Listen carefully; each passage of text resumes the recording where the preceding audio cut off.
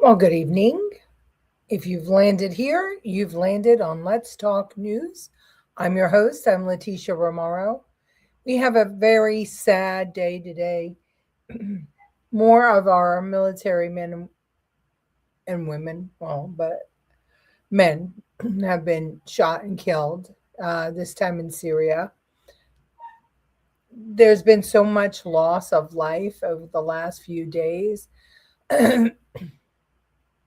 I just wonder. I just wonder how so much hatred and despair could be taking place all over the world.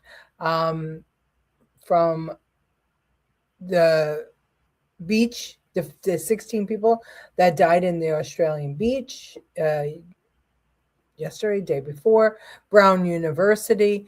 It's too much. It's really too much. And of course, today, Rob Reiner and his wife had their throats slit by their own son in their bed. I don't know. I don't know. Kevin was out here talking before we even got started. I wish I knew the answer to the number two topic on your talk today, but we all we can do is hope for peace at the end of it all. History shows. Yeah, we need to hope for peace because this is getting crazy now. Um, very, very heavy chest and heart today, because this can't keep on. Hello, Debbie. I am glad that you landed safely. Thank goodness for that at least. How are you today? Hello, Francine. Good to have you here. Good evening, Kevin. Thanks for joining. Um, where are you, Debbie? Colleen would like to know. I think we all want to know where you landed. Hello, Andrew. Thank you for joining again. Um, yeah, so we'll talk about a little bit about the Reiner situation. Oh wait, here's Angela Ricca. How are you, darling? Good to have you. And here's the answer to the question: between the borders, the pro-Palestinian movement, the left-wing media spewing hate, and TDS, it's crazy. And not to mention the anti-Semitism. You're right. I mean, the hate is just it's too much. It's overwhelming. My mother-in-law used to say that when the world is in chaos, when the people of the world are in chaos, that the world actually reflects it. The weather reflects it, and I think she's right. Yes, she landed on our show. I thought that's what you meant, but then I thought, maybe I'm just a little too overwhelmed today. I have to tell you, I'm a little mushada today. I am definitely not myself. I had to go early for a CAT scan with contrast for my brain aneurysm. And that contrast, boy, it knocks the crap out of me. I don't know. I'm never right after that. And it's always early in the morning. So it's a whole day spent drinking water and just feeling like meh. And then, of course, on top of it, all the sad news is just today. I almost, I didn't watch the news almost. I really, I was watching The Housewives. At least if the fighting there is funny. Hate needs a platform, and if there is drugs or mental illness in the mix, it's a recipe for disaster. It really, really is. I mean, what look, Rob Reiner was a very outspoken liberal, very outspoken, and he had lots to say about President Trump. Absolutely a bundle, and not nice stuff either. But nobody should die that way. Nobody. Well, yeah, nobody should die that way. I mean, I was going to think of, like pedophiles and things like that, maybe, but no, they should get a more gruesome death. To be to have your throat slit by your own child, it's terrible. So his son has been arrested, and they say that he had a long history of mental illness and drugs, and that he was living in the cabana in the back of the house, and that they had all gone to a party, and the father and son got into a horrific fight, and that's what caused that to happen. But I have so many questions. I'm sure we have a lot of veterans who are on my show. Um, it's not easy to slice a throat. I know because even when you're like, bleeding out a rabbit, or because my grandparents raised rabbits for eating, and they taught me how to do that. It's not easy to get all the way through. It's there's a lot of cartilage, and human throats. I mean, there's a lot of stuff there. How did he do it? I don't understand. How didn't how Rob's a pretty big guy. How did he not stop him? Did he do Rob first and then the mother? I mean, it just the whole thing is I just don't understand. I just don't understand. It's crazy. And the media and the political climate fuels it, and violence is inevitable. You're right, and that's the whole thing. I mean, we have a climate of anger and hate that the media is fueling, and it is just it's destroying us as a society because we're choosing sides. Thank you, Andrew. I'll be okay. It's just the contrast makes you kind of weird. Hello, Susan. Good to have you. Trump should keep his mouth shut sometimes, especially in death. I love him, but the timing is everything. I'm with you. I have it. I have it here. It's terrible. He said we just heard President Trump on X uh, said, wait, let me see. In the post, Trump said, without providing any evidence, that Reiner and his wife reportedly died due to the anger he caused others through his massive, unyielding, and incurable affliction with Trump derangement syndrome. He was known to have driven people crazy by his raging obsession of President Donald J. Trump, he wrote. Sometimes you got to shut up because I think that was in such poor taste. I don't care if you liked him, if you didn't like him, but no, no. And I know that he, fires, he shoots from the hip, and Mom, just know, President Trump, if you're watching, just know that was terrible. And you need to issue an apology for that truth. That was terrible, and it's still up there, and I don't like it, not one bit. Yeah.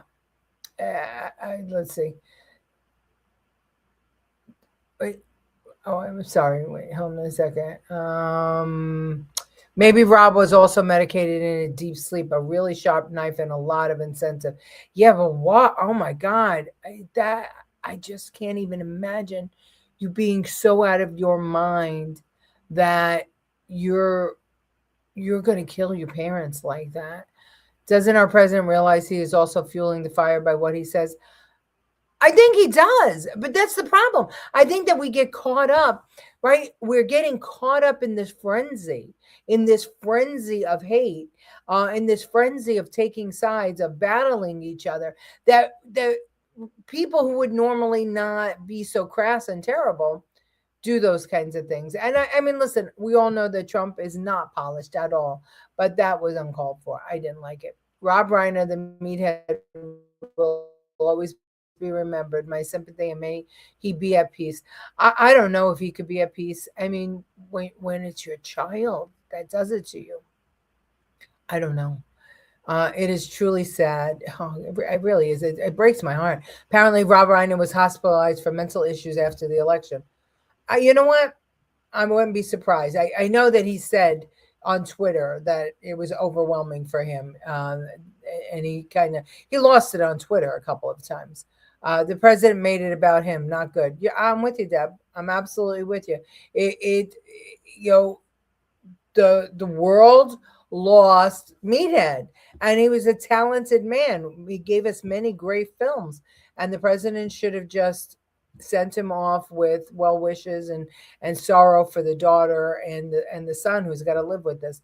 And I've seen him be so tremendously tender, but at times like that, when he does stuff like that, that's a big no. Agreed. Trump was in poor taste. Yeah, and we've got to tell him too. Yeah, I mean, so we all agreed that it was in poor taste. I can't see anybody who would think that was in good taste. Kevin agrees. The lady I worked with was stabbed multiple times because her son wanted drug money. I just amazing. But the throat slitting is the thing. I can understand going into a fit, picking up a knife and going, ah, ah, ah. Throat slitting is that's a you have to plan that. You have to know how to do that. You have to know how to do that to do it successfully. And to do it successfully on two people, that's just too much. Drugs take over the person. There's no rational thought, anything else. It's an evil force. It sure is. And today, the White House declared that fentanyl is a weapon of mass destruction. So there's that. That's good. Or he should have said nothing at all. Most people agree. Yeah, you know what? You're right. He should have said nothing at all. But he did say it. And now, I think it's our duty to call him out on it. I do. I mean, you can say, hey, look, you're my president. I love what you're doing, but sometimes shut the hell up. That was in poor taste. We need to call him out on it. Rob was a human being and spoke emphatically when Charlie Kirk was assassinated. Empathetically, I'm sorry. Oh, I didn't hear that, but I'm glad. I'm glad of that. I would imagine he would. I mean, I know that he lost his mind when Trump. I mean, not literally. I mean, on social media, he was kind of cracking up there um, when Trump got a second term. But I just listen, I think that he made a lot of sense with a lot of things, but I think like a lot of people on the left and on the right, he had a lot of disinformation being thrown at him, and he didn't bother to really dig down deep. Even though he was very political, he was lazy about it. Muslims do it with a machete. Yeah. Well, when you have a knife that big, it's a lot easier, right, Kevin? So when you're dealing with a big knife and a little neck, very sharp, okay. But what could that kid have used? I mean, unless he was in the military, right? And he had a good, and unless they were hunters, which I don't think they were, and you had a decent, deer knife or skinning knife. What the hell did he use? Unless maybe they had a knife hanging on a wall, maybe an artifact or something. I don't know, but it just what a violent way! What a violent way to kill you! Oh my God! Yeah, somebody close to the Jews should give him a backhand. Oh yeah, somebody close to the president should give him a backhand.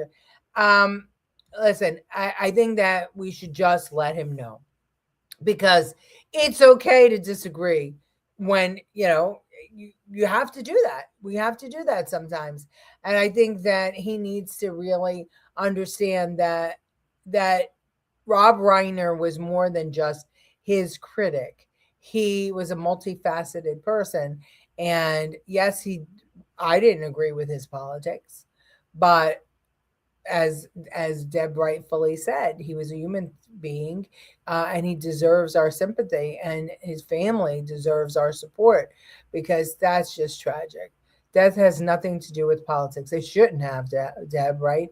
But unfortunately, nowadays it seems to have more and more to do with politics. And I think Trump saying something that crass about Rob Reiner is as bad as those people who were, maligning Charlie Kirk. I think it's the same. Oh, we have John Cooper. Trump's posts about Rob Reiner were disgusting and mirrored the moral corruption of his followers have fallen into.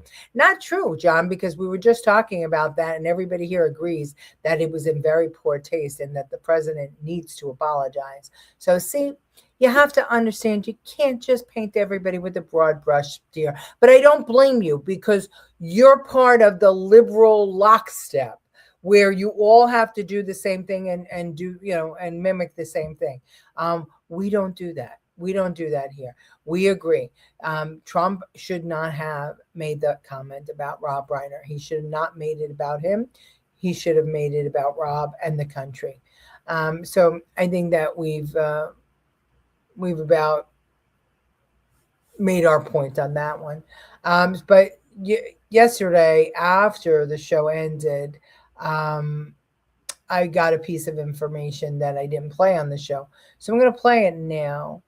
I mean, how many of you have heard that the Arizona computer system had a glitch and it said that 218,000 people and counting, could be more, who registered to vote failed to show citizenship. So there was no background, there was no citizenship match. And these 218,000 people are now on the voter rolls. And Arizona Supreme Court said that they have to stay there until after the 2026 election. Anybody else heard that? I'm going to play a clip. We'll give credit where credit is due and when it's not due, sir. Yes, absolutely. He's gone, I'm sure, already. Deb, he likes to just come in and talk smack and lie and disseminate disinformation, and then he leaves. I never heard of the glitch. Why no info on that? Hold on. I'm going to show you now. Here we go. Now, this new data set, as they're calling it, brings the total number of people impacted to 218,000 instead of the 98,000 we first reported. These people were mistakenly marked as having provided documentary proof of citizenship. And Arizona voter registration database now has correctly flagged the impacted individuals. Election officials say they will contact the affected Arizonans with information regarding their status after the general election. That means for now, the Arizona Supreme Court's ruling is going to stay that impacted voters, that includes all of them, will still be able to vote. Okay. 218,000. That is, if I'm not mistaken, I think I'm going to Google this right now. I think that's a whole congressional seat. How many people in a congressional district? Okay, let's say, 700,000 in a congressional district. Okay, so, but that's quite a bit. 200, that's almost a quarter of 1,000,000 people who do now they're not citizens, and they're on the voter rolls. And we're not hearing about it. How come we're not hearing about it? Crazy. How can Arizona do that? That is what pisses me off. We just accept fraud. Well, here's the thing. The Republicans sued, and the Supreme Court said, oh, we'll take care of it, but after the election. Now, after the election, that election affects all of the United States, because if they, I don't know, if they vote for a Democrat or change the makeup of the House, everybody is affected, right? One way or the other. So how does that not go up to the Supreme Court, I wonder? And who's going to do it? But in the meanwhile, what do we do about it? How do we talk about it? One thing that I said is that we need that list. They should release that list. If they're going to keep those voter rolls, then that list needs to be released. And then we should be able to go challenge those votes when they're cast. So that's what I think. Mike Lindell is running for governor in Minnesota. Yes, I heard that. You know how I feel about him. I feel the same way about Mike Lindell as I do about Candace Owens. And I felt that way about Candace Owens before she showed herself to be a creep.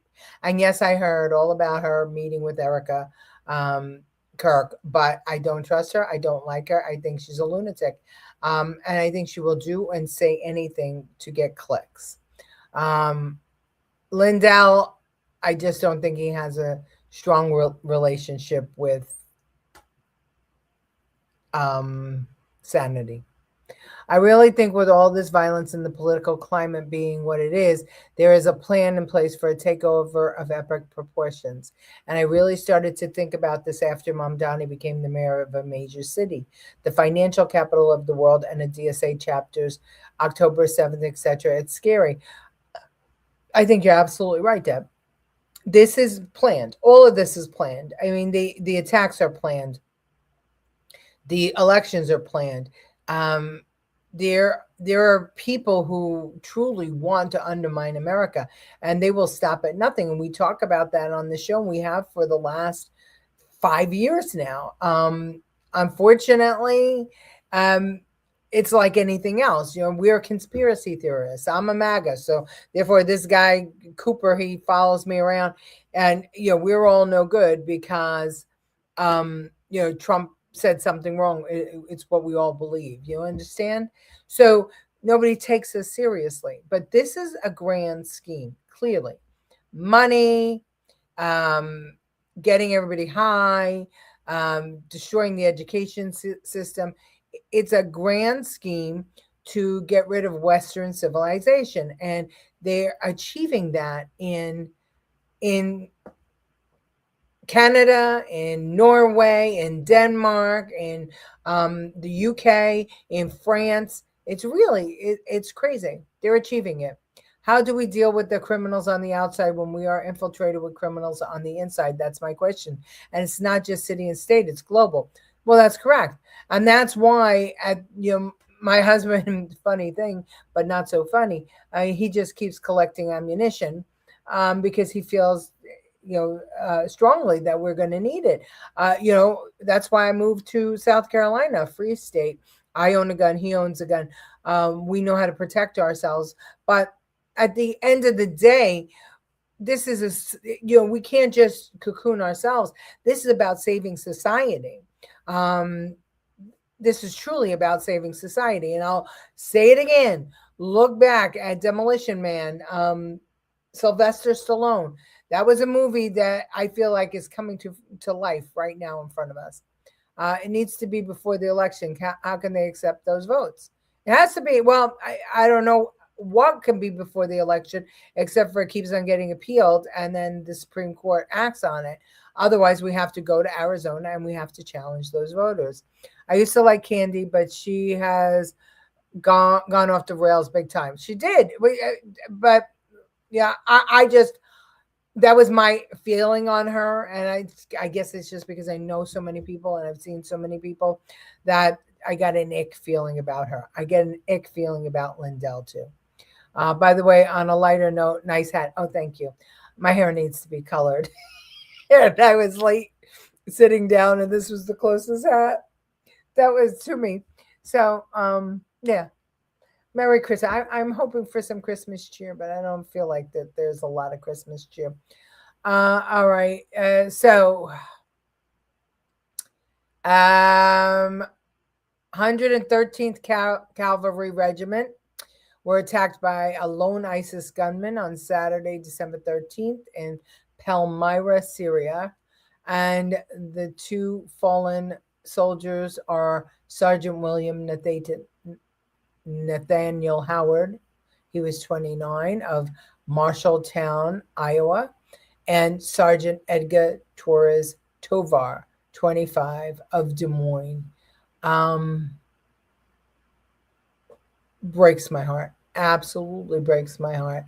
Well, let me play the tape. 2 U.S. service members and 1 American civilian interpreter were killed. ABC News senior White House correspondent Selena Wang has more. Selena, what's the latest here? Well, Andrew, these mark the first deaths of Americans in combat since President Trump started his second term. They also mark the first American military fatalities since the fall of Syria's dictator Bashar al-Assad, the first in that country in Syria of these American military fatalities. And the president yesterday, he pledged to retaliate against ISIS. Take a listen to what he told me. Mr. President, will the U.S. retaliate against ISIS? Yeah, we will. The new president of Syria is, as they told me, and I'm not surprised, he's devastated by what happened. This is an ISIS attack on us and Syria. So what we know is that these 3 Americans who were killed, 2 U.S. soldiers and 1 U.S. civilian interpreter, they were ambushed while they were supporting counterterrorism operations against terror groups in Syria. Now, even though the U.S. has downsized its military presence in that country, about 1,000 U.S. troops still remain in the eastern part of the country to prevent ISIS from resurging. The group was declared defeated in 2019, but these sleeper cells, they do still carry out deadly deadly attacks across the country. Now, you heard the president there mentioning that the new president of Syria is devastated. Well, it was just a month ago that President Trump actually met with that new president at the White House, marking the first visit by a Syrian head of state ever. We've seen a warming of relations since the fall of the former dictator, but this is a reminder that the country remains very dangerous and that there are still pockets of violence that are very difficult to combat. Selena Wang, thank you.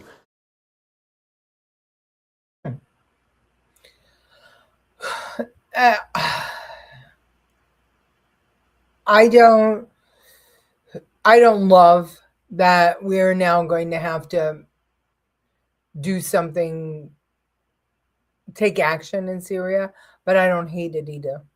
I like when Trump stands up for America. I like when he talks tough. I like when there's no, when it's knee jerk, that he said, yeah, we're going to strike back. And they don't know how and where we're going to strike. And it's going to be gruesome for them. And he will get rid of ISIS. He's not going to allow America to be made a fool of. He's just not. I just don't love that there are so many operations going on around the world. But then again, there's always operations going on around the world. So, maybe it's best that if we have everybody everywhere, we might as well use them, especially to protect America. I still support heavily what he's doing in Venezuela. I think that is correct. I think that his handling of Russia and Ukraine is on the money. Those two are going to keep on fighting, and throwing money at the situation is not the way to go, in my opinion. You can't trust a thing Putin says, so he can't make any deals with Putin. Putin has to make those deals with Zelensky, and they have to figure it out. But at the same time, you can't trust Zelensky either. So I think at this point, we need to just do everything that we can do to protect America's borders. And we have to watch out for the core of America, because now with these 10 million migrants here, we don't know what's going to happen next. And that's sad. Back to Candace Owen. I used to like Candace's books, but she's gone off the rail big time. I'm sorry. No, we read that already. This way. I bought Candace's book Blackout years ago, and today she has the opposite views. Go figure. It gets her clicks, Kevin. It gets her new people to come and listen to her talk, and it shows she has no moral center. She'll be whoever you want her to be as long as you pay her. The whole reason that she does what she does is to make money. Why is the head of the Brown College ignorant of what went on in her college? $2 billion endowments, $2 billion of dollars in endowments, and no security cameras. Check the funding for that college. Brown and all the universities, we have real problems there. We've had real problems since the 1950s, and in the 60s and 70s, when everybody went to college to avoid going to war. That's when all of the mind fucking started. And now we have, adults talking to children in psychotherapy speak. I mean, what the new thing? I don't feel safe here. I need a safe space. There are a couple other things that this psychotherapy crap going on. And people are starting to sound like little psychotherapy parrots. It's really scary. My sympathy on the loss of lives in Syria. Thank you, Andrew. And we all feel that way. It's such a shame. Yes, we are at a crossroads when it comes to dealing with retaliation concerning the USA. Oh, we have a strong president finally. We have to trust Trump and his cabinet, but most of all, trust God. I'm with you on that. Muslims may hit 5 cities in the U.S. on New Year's Eve. I heard on a podcast. They just uncovered, let's see, I'll read it to you in a minute. Take activated charcoal caps to get rid of the dye in your system. Oh, thank you, Debbie. That's really good. All right, before I go, federal authorities arrest 4 suspected extremists in New Year's Eve bombing plot across Southern California. So they've arrested them. We're going to see more. Be prepared. Be safe. and be vigilant. That's all we can say. Thank you for joining me tonight. It was a good chat. And I will see you tomorrow at 8 o'clock. Tell your friends. Good night.